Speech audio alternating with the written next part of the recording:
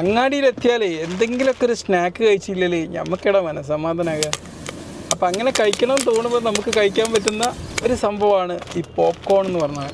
എന്തുകൊണ്ടാണെന്നറിയാം popcorn നല്ല സ്നാക്കായിട്ട് കഴിക്കാൻ?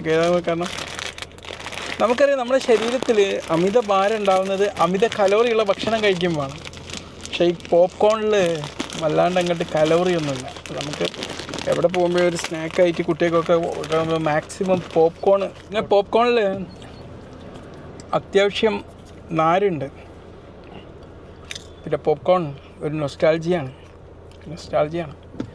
പണ്ടൊക്കെ വാപ്പച്ചീൻ്റെ കൂടെയൊക്കെ ഇങ്ങനെ പെരിങ്ങളം വയലിൽ ചന്ദന കൂടാൻ പോകുമ്പോൾ അവിടുന്ന് ഈ പോപ്കോണും പൊരികളും ഇങ്ങനത്തെ പൊരികളാണ് നമ്മൾ കഴിക്കുക.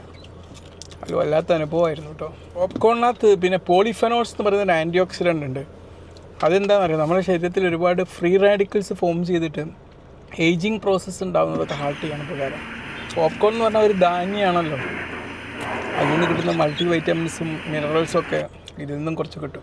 പിന്നെ പോപ്കോണിനകത്ത് ഷുഗറും കുറവാണ്, ഫാറ്റും കുറവാണ്.